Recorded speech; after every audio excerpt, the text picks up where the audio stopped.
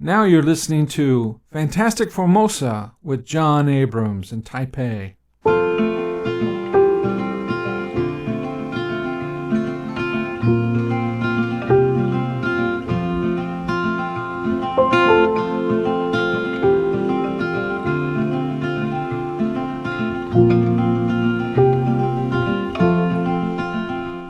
right. Well, we have Ross Feingold on again. He's a lawyer. He is involved in risk analysis here in Taiwan. And Fantastic Formosa is grateful to have him back.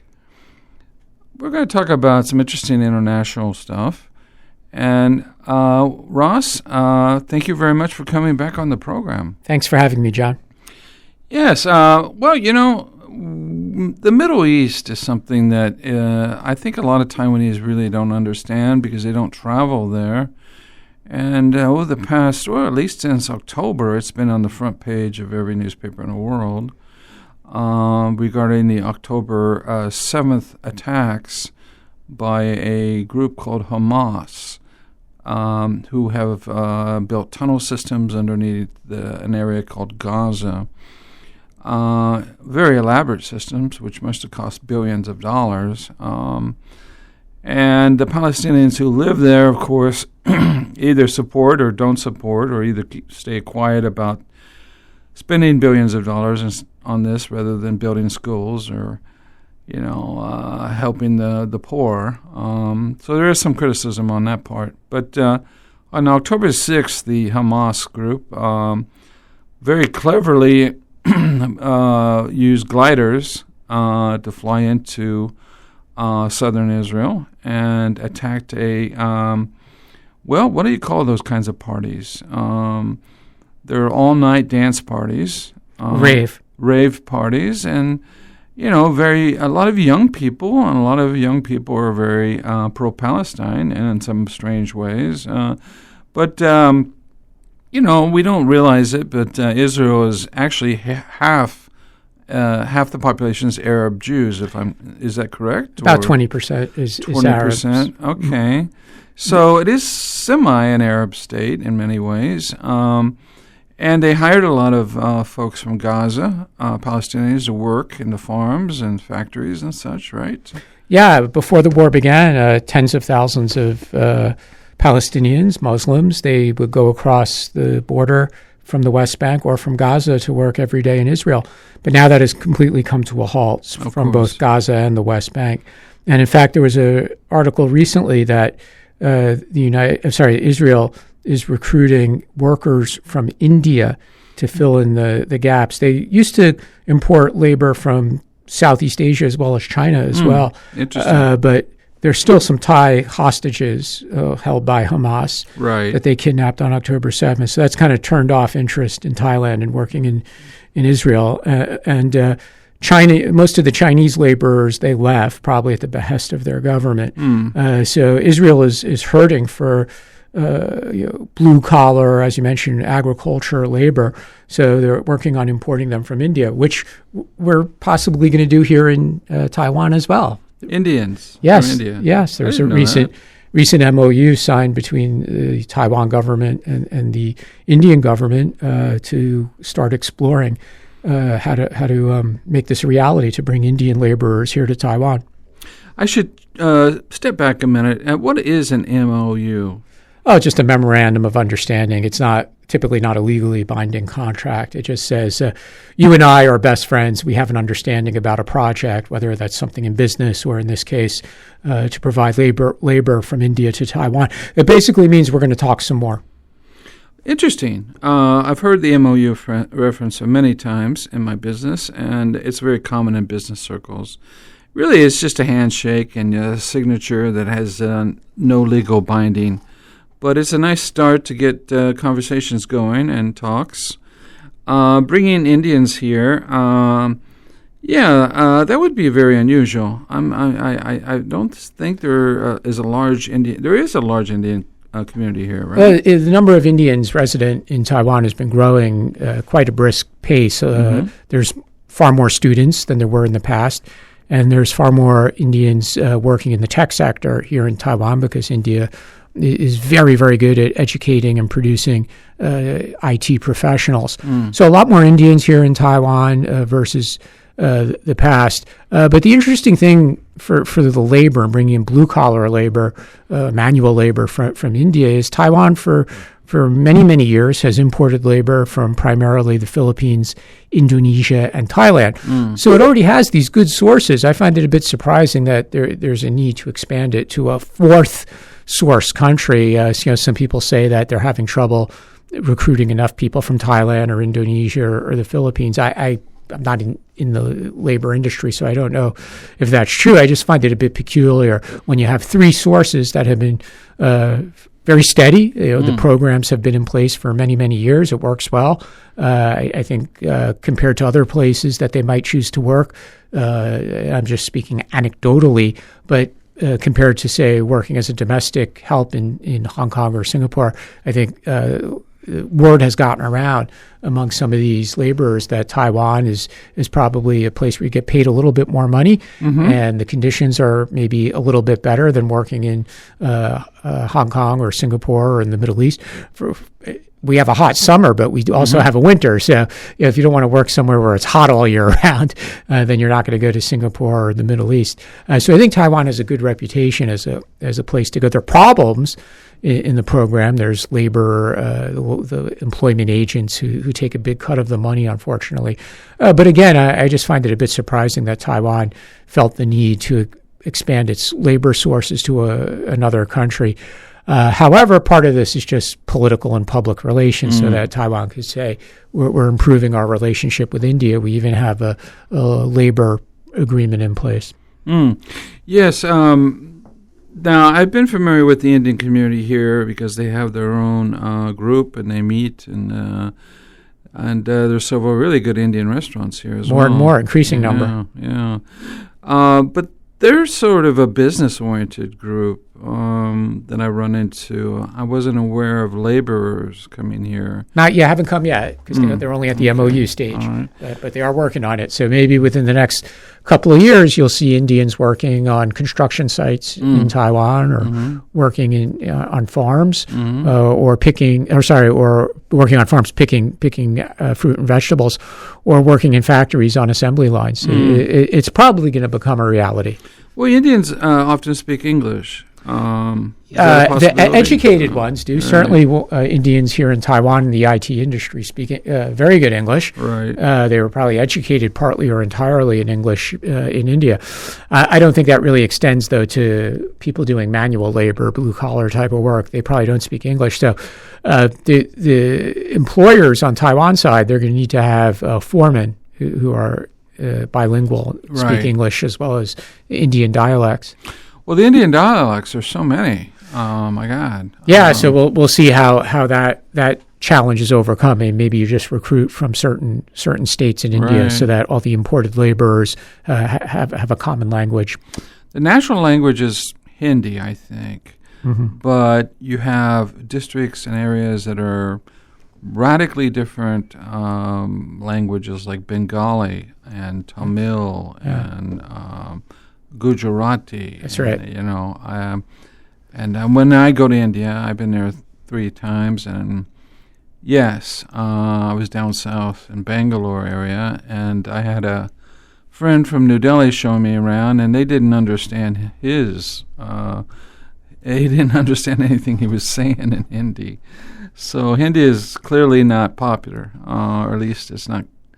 Doesn't seem to be all around national language like maybe English is in the U.S. Yeah, well, fortunately, a lot of people do speak English, so at least government can do what it needs to do utilizing English. Right.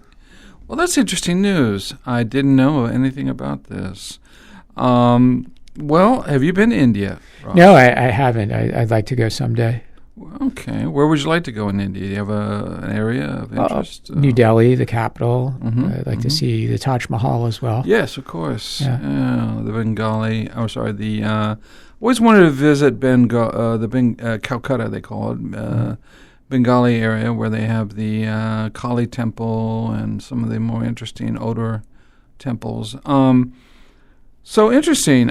Getting back to Israel. Israel. No, it's interesting. Israel, very interesting.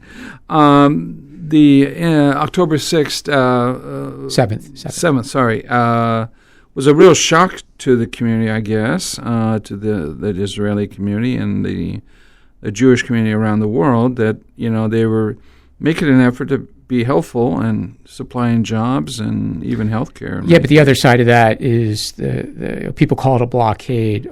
Israel had a blockade, and Egypt as well, on the Gaza Strip. I don't think that phrase is entirely accurate, as we were just discussing. Tens of thousands of laborers were able to cross into Israel every day for work. And Israel and Egypt did allow supply of various kinds of goods, food as well as other kinds of products to cross into Gaza Strip every day. But it was highly regulated, so Egypt and Israel would inspect all the trucks. So they did allow commerce at some level to go in and out. So I don't think calling it a blockade is entirely correct, but it was certainly controlled, and with a lot of controls imposed by Israel and Egypt, and to a lesser extent by Egypt. I didn't know Egypt had that. Well, both Egypt and Israel don't get along with Hamas for obvious reasons. I had no idea. Okay. So Egypt was a willing participant in the kind of soft blockade that Israel had imposed on the Gaza Strip. So the Egyptians are a little bit afraid of the Hamas groups. Well, if one considers Hamas to be an organization that wants to impose a Sharia law, Islamic law-based system of governance, then it's certainly the enemy of Egypt's current leadership. Right. And they're backed by Iran, Hamas. Yeah. Right? And that's another issue. Well, yeah, that concerns everyone in the Middle East. Frankly. Even Saudi Arabia. Yeah, I was just going to say, so even the Gulf countries were really no friends of Hamas, even though Hamas has offices in Doha and Qatar, which has been able to utilize as a negotiating location. Interesting. With Israel or with the other countries. But that's because Qatar, they kind of position themselves, as sometimes Oman does as well, that they could be go-betweens between countries that are not currently talking to each other, like Iran and the United States, for example. So Hamas does have offices in Qatar, and Israelis have gone to Qatar, and then they sit in separate rooms, and you have the United States or Qatari officials or Saudi Arabian officials going back and forth trying to reach some kind of a short-term ceasefire to allow the exchange of hostages, which they were able to do once last November, but they haven't been able to reach another agreement on that. Do you know how many hostages Hamas has from Israel exactly? Well, I think the current number is less than 150, something around 139. Some of them are not Israeli at all, are they? They're not. As I mentioned, there's some Thais who are still missing.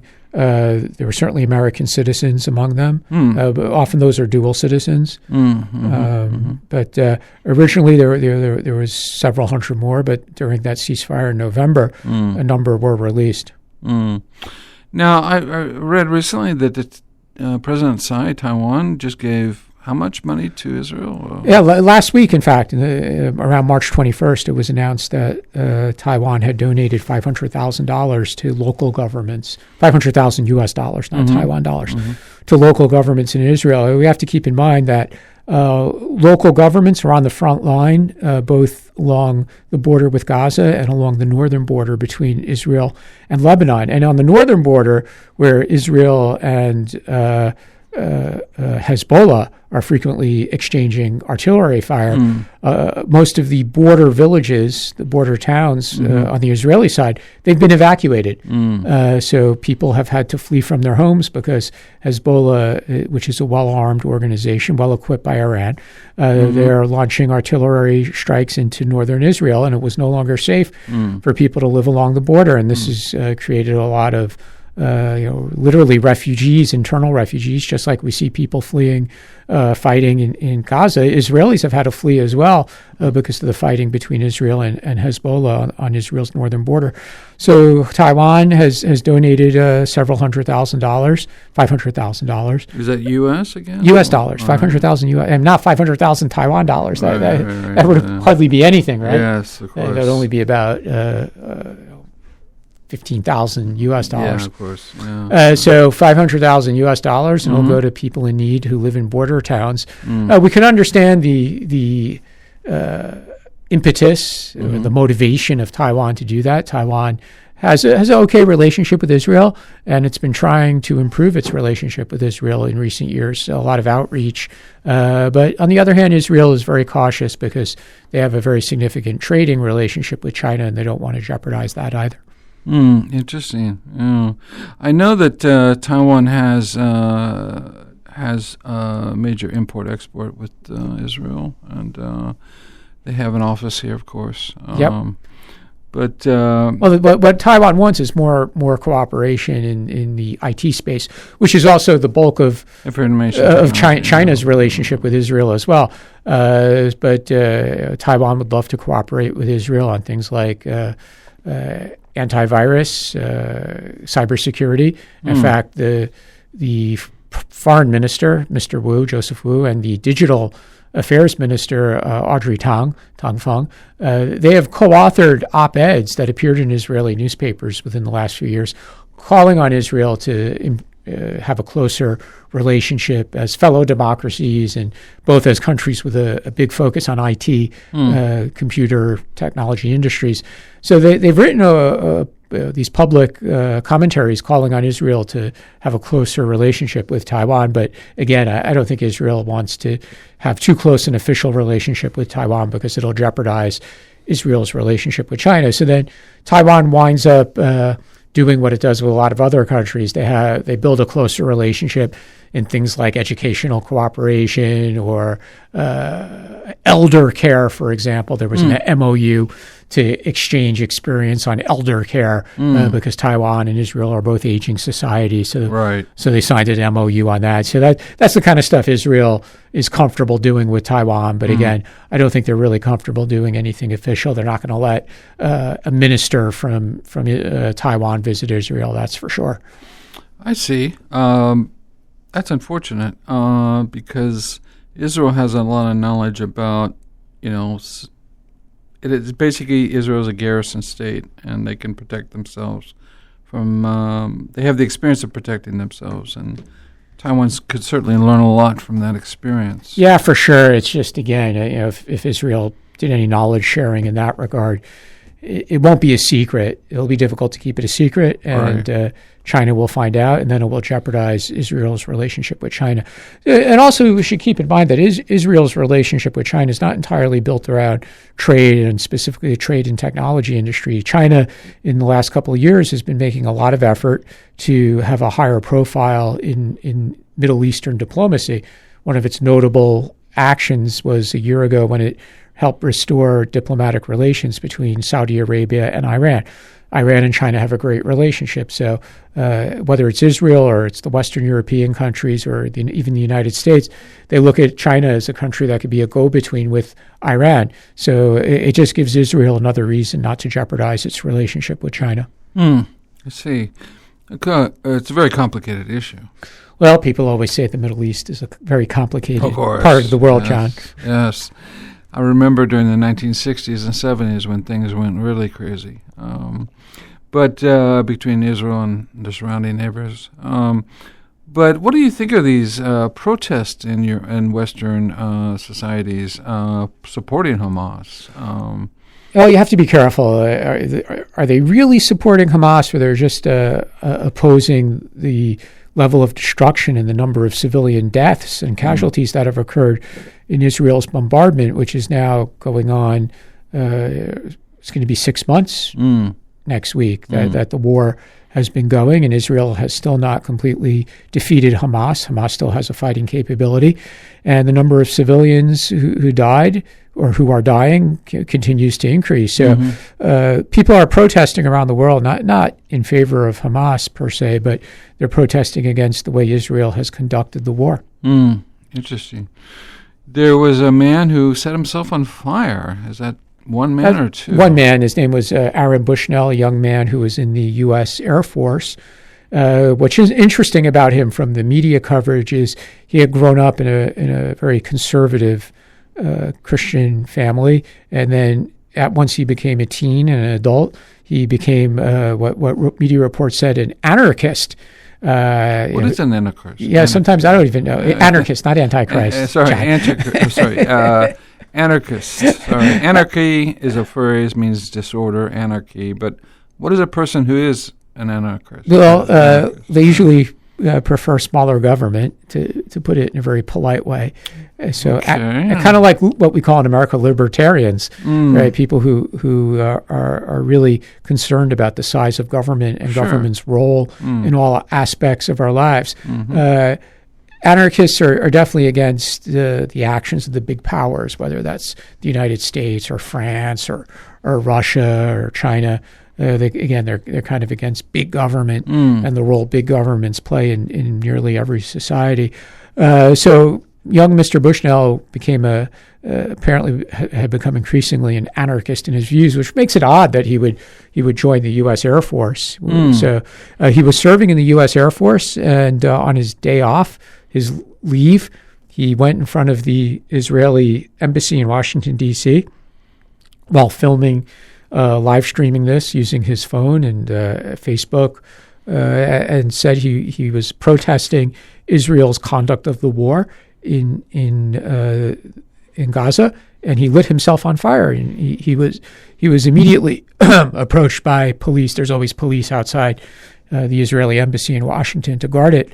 And they called an ambulance, and he was taken to the hospital, but he died within a few hours. And now he's become what we call in English, borrowing a word from French, a cause célèbre, which means that people are holding him up as a symbol of opposition to the way Israel is conducting the war. Which brings us back to Taiwan, John, because there was recently a protest outside of the American Institute in Taiwan where people were they were protesting the support that the United States has given Israel in the conduct of the war. The United States has transferred a lot of weapons and bombs to Israel, which Israel is using in its war in Gaza. So people are mad at the United States over this.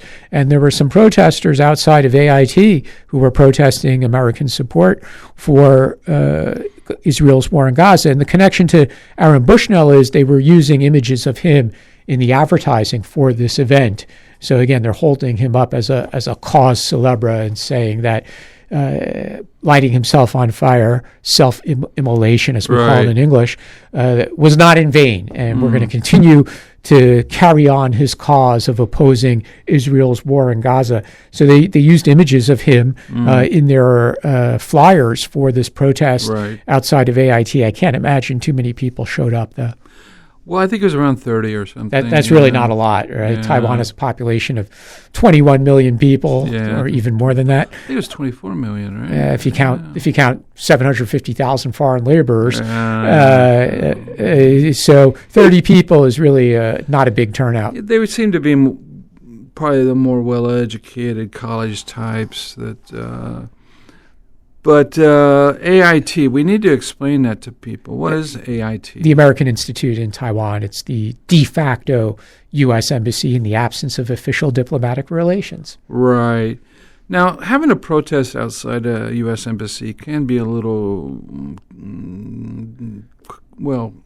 it can be a little dangerous, right? Well, as experts have observed, when you protest outside of American diplomatic posts, someone is probably recording it from the local police or from the U.S. government. Somebody inside the building is standing there with a camera filming everything. They could use facial recognition technology to discover who are the 30 people who attended. Some of these people probably publicly said they're attending anyway, so they probably wrote on Facebook or or Twitter, now known as X. Sorry, you have to say that. You have to say Twitter, now known as X, or X, formerly known as Twitter.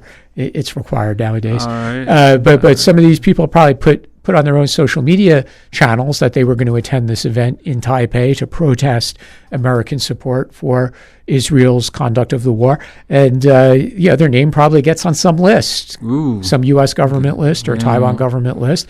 And then you go to buy a plane ticket to the United States and you find out you can't travel. Yeah. You're on the no travel list. That could happen in the future very quickly. Yes, it can. As the algorithms on computers. Hey, John, you sound like an anarchist. Oh, no. I don't believe in anarchy. I do believe in some moderate observation of people's behavior. When you invite, a group of people to protest outside an embassy and you don't know who's going to show up, right? You never know if there's some crazy person in that group that you don't know who they are and they show up and they do something incredibly stupid. You throw a Molotov cocktail. Yes, or even set themselves on fire. Yeah. That would be... that's kind of the struggle that protesters have. You want to have more people. You want to have as many people as possible come, but all you could rely on is people's goodwill and behavior outside these protests. There was a little bit of media coverage here in Taiwan, they're trying to explain to a larger population in Taiwan why they were protesting. Again, though, being in the people who are in the media, that makes it easy for the Taiwan government or the U.S. government to put their name on a list, as someone to watch, somebody to monitor, and we shouldn't underestimate the ability of the Taiwan government or the United States government to Big Brother to listen in on or monitor people's social media, hack into their email, listen to their phone calls, et cetera, et cetera. We know that governments like the U.S. and Taiwan, which have extraordinary IT or satellite capabilities, they have a great ability to monitor people. Do you think that information gets shared with Israel at all? The United States might share it with Israel. I don't think Taiwan has that kind of sharing. So it's with not Israel. fun to protest like when I was a kid in college when we would protest. If you saw a protest walking by, you would just join it? Yeah, what the hell? Yeah.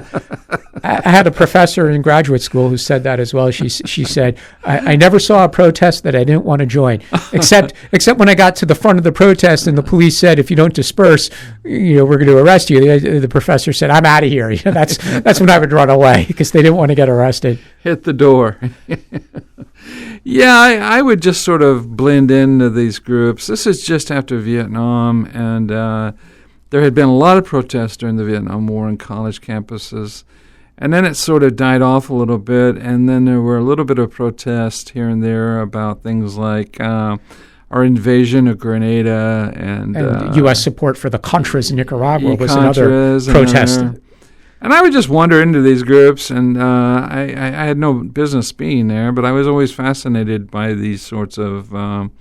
now I know better because now they have everything on you. They have your cell phone. Well, you know better because you're a little older and wiser, John. Yes, that's the problem. You can't be young anymore. You can't be a little bit silly and try new things as much as you used to. Well, just try to stay young at heart, John. Oh, yeah. I can feel my heart skipping a beat right now. I need to go to the doctor and take a look at that. Well, fortunately, Taiwan has a very good national health insurance regime. That's something we could talk about real quick before we run out of time. These people coming here to work, from India and other places, they're going to find an extraordinarily good healthcare system. Yeah, that might help with recruiting, ironically, as well. But of course, the employers, no surprise, they don't want their employees to be visiting doctors. They want them to be working on construction sites, factory assembly lines, and picking fruits and vegetables out in the farms. So, is it going to be a success? Probably. Will there be some growing pains? Absolutely. Growing pains, yes. That's a phrase that we use with children. They're going through puberty, and it's a famous phrase in America. Oh, it's growing pains. My son is at 13 years old now. Now he's beginning to notice girls or blah, blah, blah. And we also use that phrase for all kinds of new endeavors. There's always problems in the beginning of a new business or project. But it's certainly going to be one thing that Israel and Taiwan have in common. Indian laborers. Who would have ever thought of it, John? Well, I'm I'm all for Indian restaurants. I love Indian food, and when I did go to India, I sort of avoided it. But when you're in India, you want to sort of avoid Indian food because you're not sure how it was cooked. Well, I would give the same advice to first-time visitors to Taiwan with some of the night market food. Yes. If you don't have the antibodies to certain things, eating some of that seafood, which has been sitting out in the hot day for a few hours, antibodies. It could be dangerous. What are antibodies in Chinese? What's a word for that? I'm not sure, John. Those are the ability to fight bacteria in your body. Decon Li.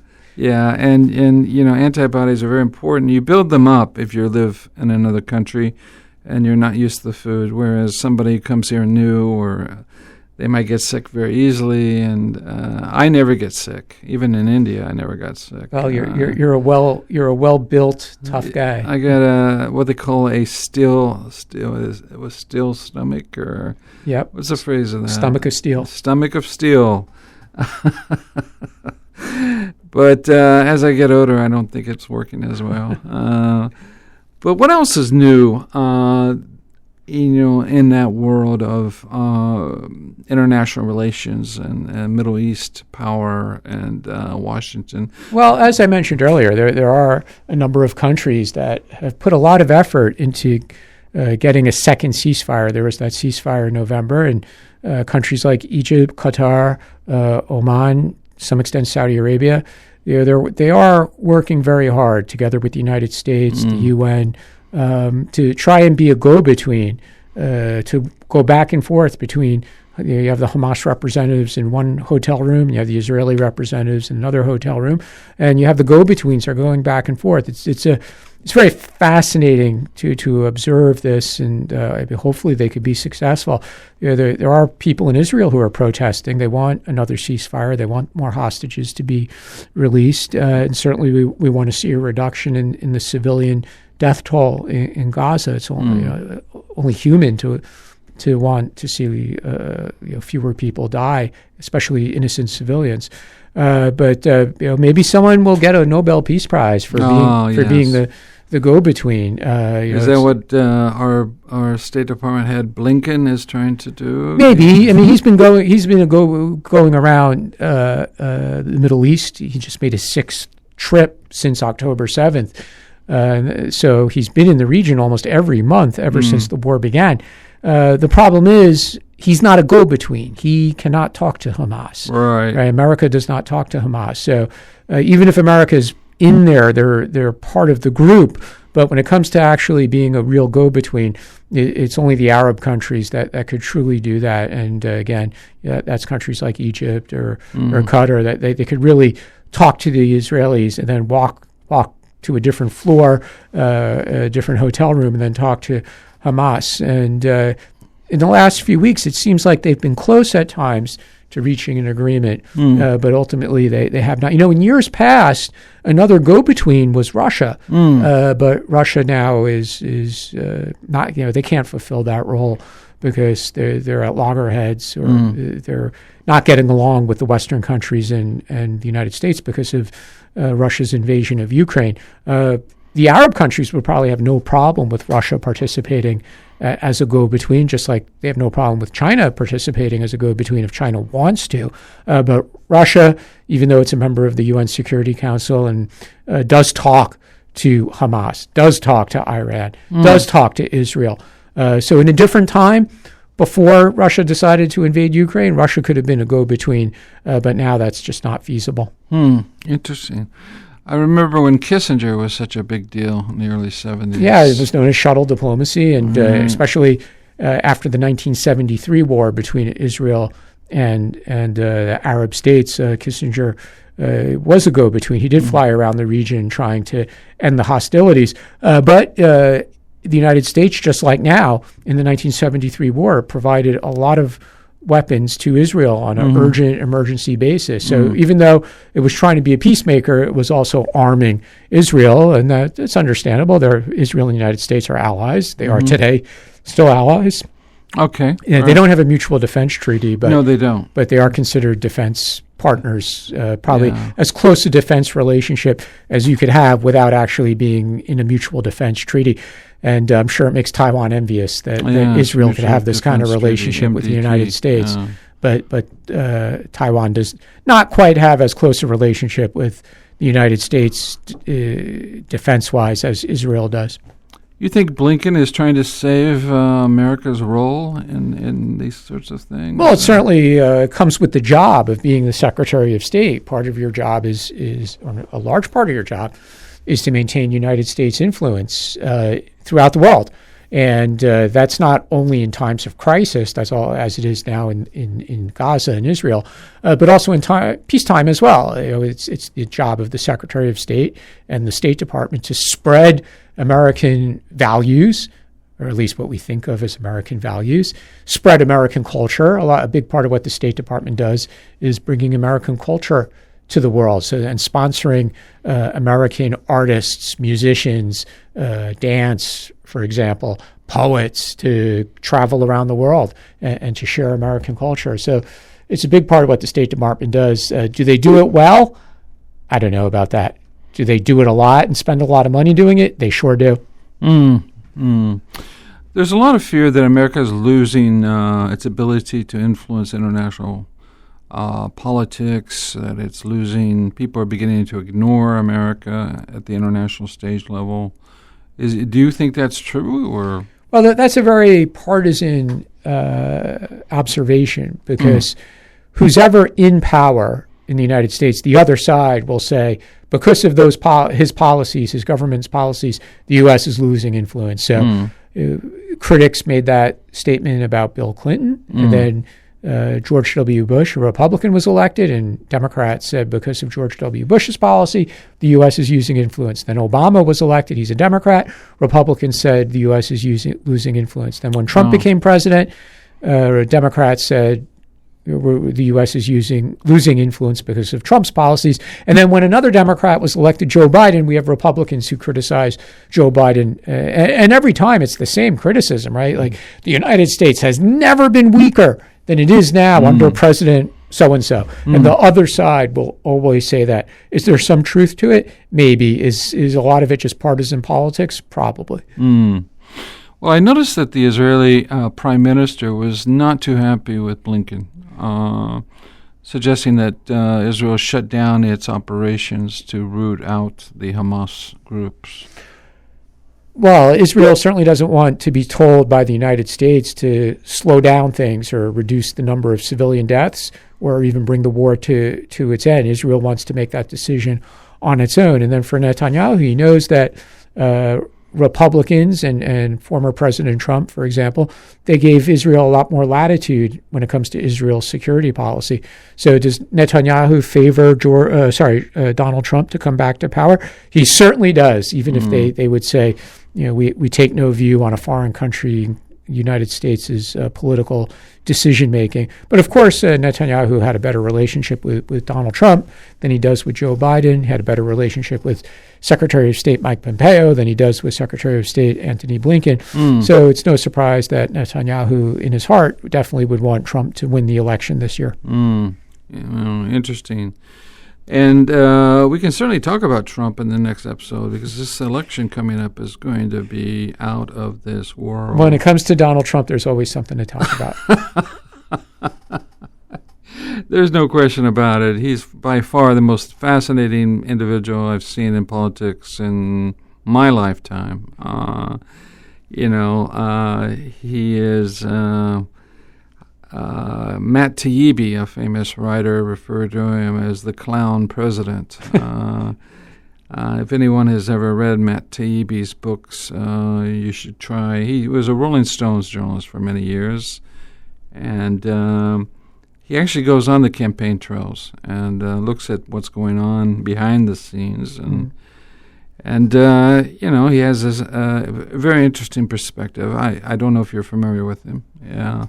What's your opinion of Taibbi? Well, he's written a lot about Twitter and X. Yes, recently. The Twitter files. But recently, so his criticism of Twitter was that in its monitoring, some would call it censorship of content, Twitter was more likely to remove content from a conservative perspective, Republican conservative perspective. And when Elon Musk took over Twitter, he gave a lot of the internal files to Taibbi to research and to write about what was the internal discussions among Twitter executives when they were deciding to remove certain content, and again, when they were removing conservative Republican type of content. But now Taibbi's become a bit of a critic of Elon Musk again. Really? In recent weeks, he was critical of various ways that Elon Musk is running Twitter and or X. Yeah. Okay. Well, I noticed that they had a major falling out. Taibbi had gotten some facts wrong in the Twitter documents that he received from Musk. It's kind of hard to get along with Mr. Musk. He's a bit stubborn. Yes, he's a fascinating character. It was 10 years ago. He was celebrated for his accomplishments. The electric car, which progressives wanted. Now they seem to have ejected him from that from popularity.